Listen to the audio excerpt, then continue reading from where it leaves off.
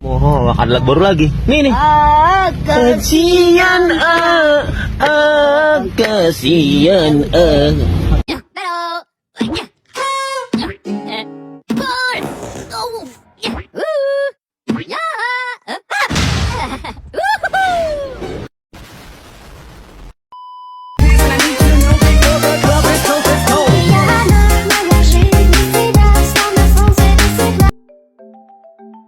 Penjajahan Jepang di Indonesia pada periode 1942 sampai 1945 selama Perang Dunia Kedua menimbulkan berbagai dampak signifikan terjadi di bidang budaya dan pendidikan. Kebijakan di bidang seni budaya. Jepang membawa pengaruh budaya mereka termasuk seni tradisional, seni rupa, seni pertunjukan ini tercermin dalam seni rupa lokal dan hibridasi elemen-elemen budaya Jepang dengan budaya lokal. Beberapa aspek kunci dari pengaruh ini melibatkan satu, yaitu seni rupa dan desain. Habis itu ada gaya seni Jepang seperti ukiyo. Pengaruhnya terlihat dalam seni rupa lokal. Motif-motif Jepang dapat ditemukan dalam lukisan, ukiran, dan karya seni lainnya. Terus yang kedua ada seni pertunjukan.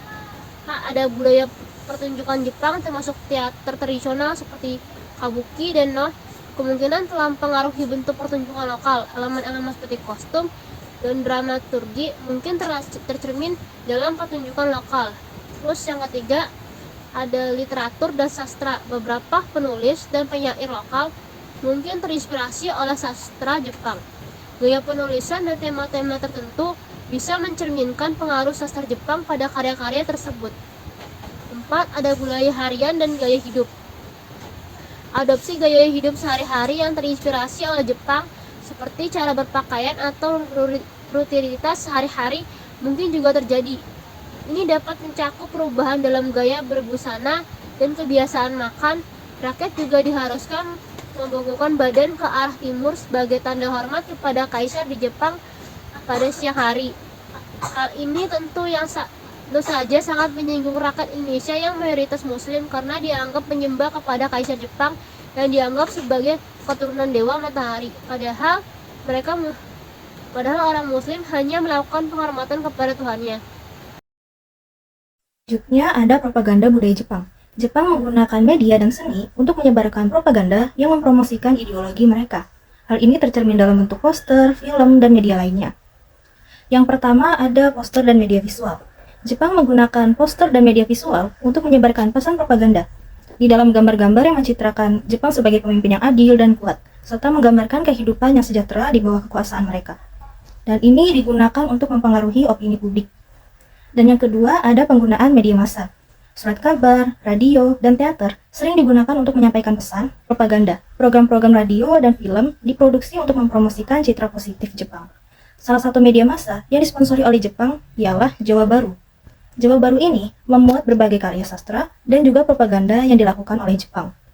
Di media ini memuat cerita rakyat, skenario film, esai, dan lain sebagainya. Dan ketiga ada perayaan budaya dan acara publik. Perayaan dan acara budaya Jepang sering diadakan untuk merayakan hubungan antara Indonesia dan Jepang. Ini mencakup festival, pameran seni, dan peristiwa budaya lainnya yang menyoroti kekayaan budaya Jepang. Dan yang terakhir ada simbol dan bendera. Simbol-simbol Jepang seperti bendera matahari terbit digunakan secara luas sebagai simbol kekuasaan dan identitas Jepang. Simbol-simbol ini sering muncul dalam seni, media, dan dekorasi publik. Nah, jadi tujuan utama Jepang melakukan propaganda budaya adalah untuk menciptakan persepsi positif tentang kehadiran mereka, dan serta menciptakan rasa keterlibatan dan mengendalikan naratif publik sesuai dengan kebijakan pemerintahan Jepang pada waktu itu. Unsur budaya lokal ditekan untuk mengukuhkan dominasi Jepang. Bahasa dan tradisi setempat kadang-kadang dilarang atau diubah sesuai kebijakan Jepang. 1. Pembatasan bahasa. Pengguna bahasa Belanda dibatasi dan bahasa Jepang diwajibkan dalam berbagai konteks, termasuk di sekolah dalam di administrasi publik. Ini bertujuan untuk mengurangi pengaruh budaya Belanda dan meningkatkan dominasi budaya Jepang. 2. Pengawasan terhadap media dan informasi. Jepang melakukan pengawasan ketat terhadap media lokal dan informasi yang beredar. Konten-konten yang dianggap merugikan Jepang dihapus atau dilarang, dan media kelola untuk mengandung naratif yang diinginkan oleh pengusaha Jepang. Tiga, pembatasan kegiatan budaya lokal. Acara dan kegiatan budaya lokal mungkin dibatasi atau diawasi untuk memastikan bahwa tidak ada elemen dapat mengancam kebajikan atau cipta positif Jepang. Ini dapat mencukup siaran musik dan percayaan lokal. Perubahan dalam sistem pendidikan 1943, Jepang memperkenalkan perubahan signifikan dalam sistem pendidikan di Indonesia. Mereka mengganti bahasa pengantar dari Belanda ke Jepang dan kurikulum pun sesuaikan dengan ideologi Jepang. Sistem pendidikan Jepang saat itu mirip dengan sistem pendidikan di Indonesia saat ini. Sekolah rakyat Kokumin Jako selama 6 tahun, sekolah menengah pertama Kuto Sung Jako selama 3 tahun, sekolah menengah atas Koto Sung Jako selama 3 tahun. Selain 3 sistem pendidikan tersebut, pemerintah Jepang juga menyediakan sekolah keguruan, sekolah guru, dan beberapa pendidikan tinggi. Akan tetapi, seolah itu menjadi kurang efektif itu karena sedangkan berlangsung suasana perang, para pelajar dan siswa diberikan latihan militer dan dianggap lebih penting bagi Jepang. Selanjutnya, pendidikan militer dan propaganda. Jepang menanamkan nilai-nilai militerisme dan propaganda dalam sistem pendidikan.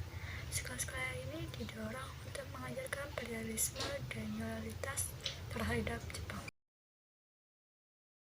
Menekankan pada kebudayaan Jepang. Nah, materi seringkali mempromosikan kebudayaan Jepang dan sejarahnya, menciptakan perubahan signifikan dalam pemahaman siswa terhadap dunia.